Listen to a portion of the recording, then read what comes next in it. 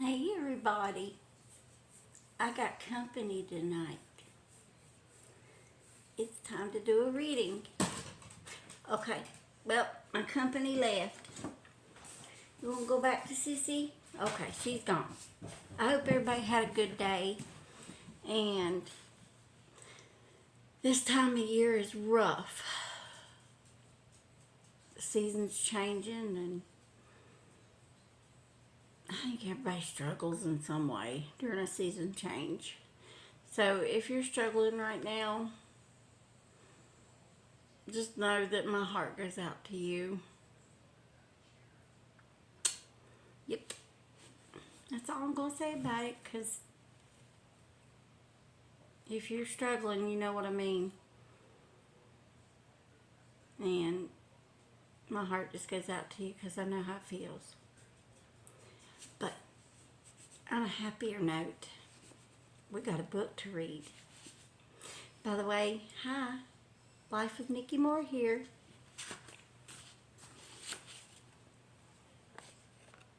I don't know if I've ever showed y'all my bookmark. This was my mom's bookmark. Live, laugh, and love. Yep. All right. Well, let's see here. I think I remember. Yeah, let's start with Mother Mudge.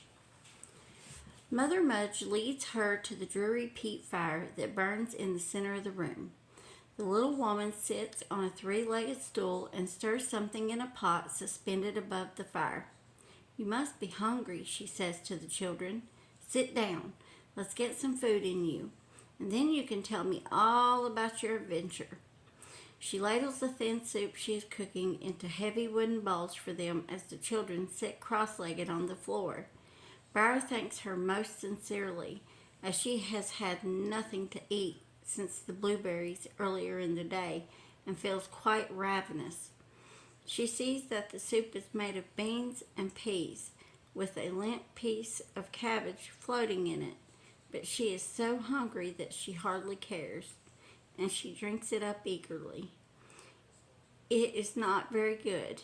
Still, she thinks she could easily consume another bowlful, but the pot is empty.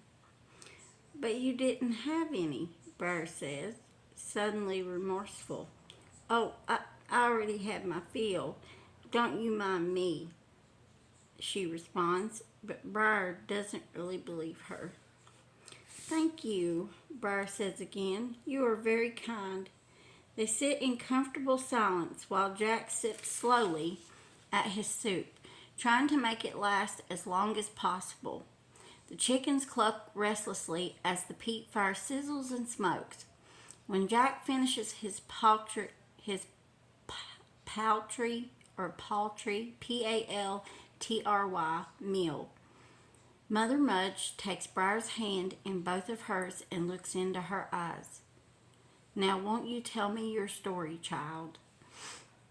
How did you come to be wandering in the forest alone at such an hour? Briar hesitates. This woman is a stranger, however kind she might be, and Briar, even aside from her fear of being returned to the castle, is still too hurt and humiliated to want to speak of what has befallen her. But as she meets the woman's friendly gaze, she sees only comfort and compassion. Do y'all ever get really relaxed and sleepy when you read? I'm tired today. So I'm getting sleepy. Most of the time I read myself to sleep. If I'm not recording and I'm all relaxed, I go to sleep every time.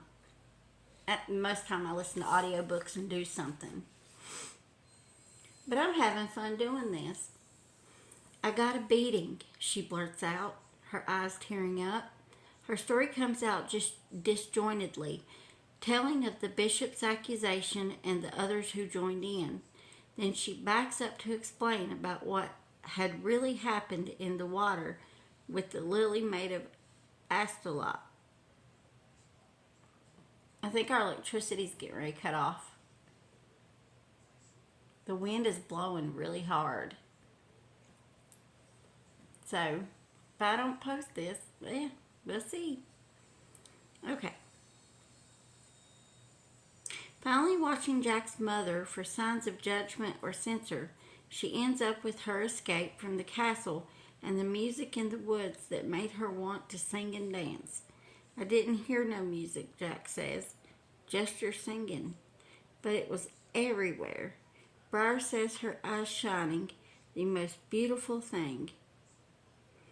Jack and his mother exchange glances and look at her in a peculiar way, until Briar, deeply embarrassed, thinks she shouldn't have spoken of it. Finally, Mother Mudge nods her head. I have heard long ago of stories like this, tales of gifted ones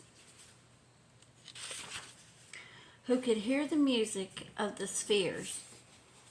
The stories have it that such people at times of great emotion can hear music in the very air, a sound so heavenly that it has the power to heal the soul. Was it like that? Yes, it was just like that, Briar whispers in awe. And you should have heard her singing and seen her dancing, Jack says excitedly.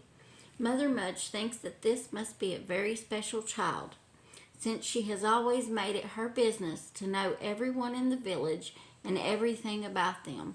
She has, of course, observed Briar and Rose on their expeditions to the woods. She knows full well that Rose is the princess, and she thinks that Briar might belong to the nobility in the castle, but she would never guess that they are sisters. The girl's fine manners and speech and the make of her ruined tunic and shoes give her away as well. But Mother Mudge gives no sign of her knowledge. She is very poor and very hungry, so it is understandable that she wonders if she might receive some sort of reward for returning the girl. But the castle drawbridge has surely already been drawn up for the night. And looking at Briar's trusting face, she concludes with a sigh that she will not compel the child to go back until she is ready. So you heard this music out in the forest? Mother Mudge asks. Have you ever heard it before? Briar thinks hard. I've heard musicians play, but it didn't sound like that. I don't know how to say it.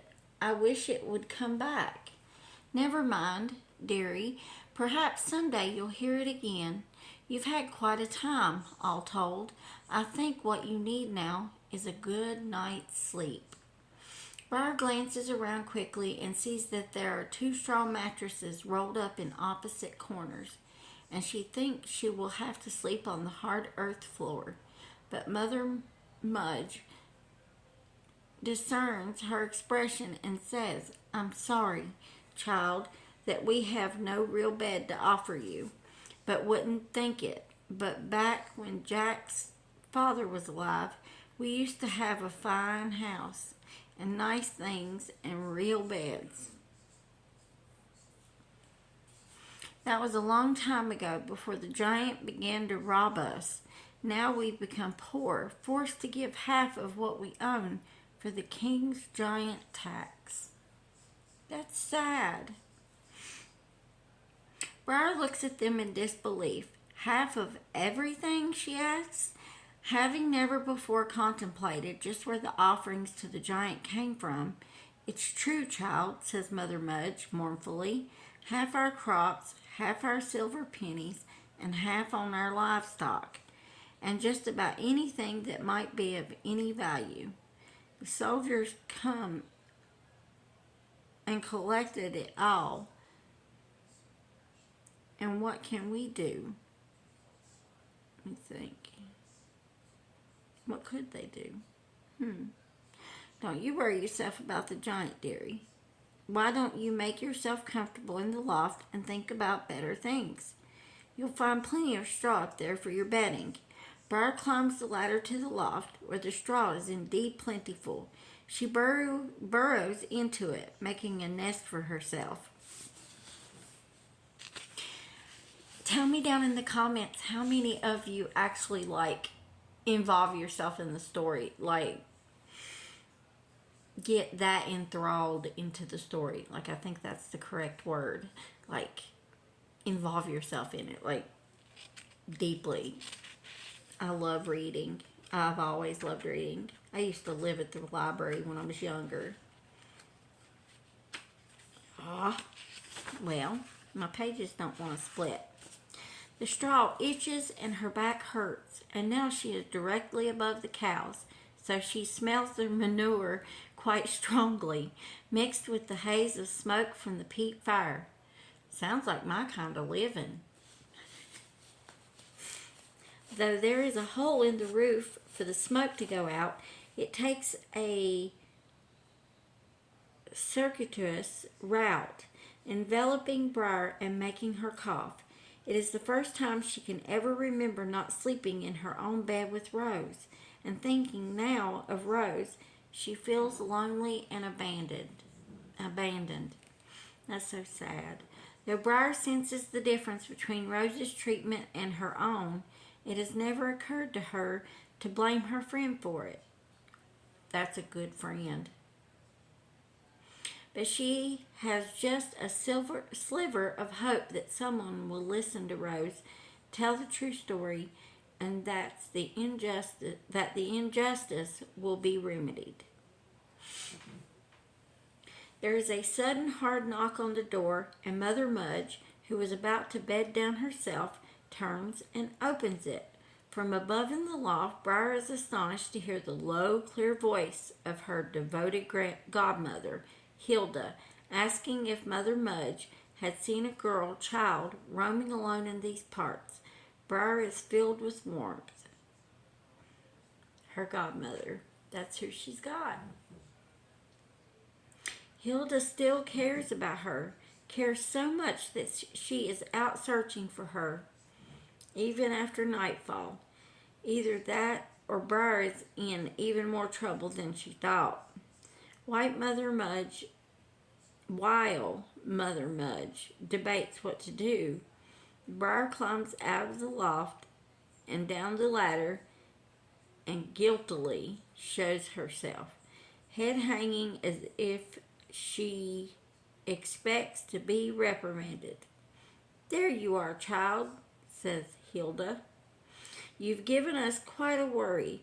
How did you come to be here, of all places?" Behind her stands two sturdy guardsmen with torches, looking on impassively. Briar, gratified to hear that someone has been worrying about her, lifts her head hopefully and says, "I ran away. I was out in the forest until almost dark. Jack came and brought me back here." "You went into the deep forest alone? Don't you know there are wild beasts and ogres and all manner of dangerous things there? Praise be to all saints for Jack." There we go. Isn't that sweet? Some of the poorest people will give you the most.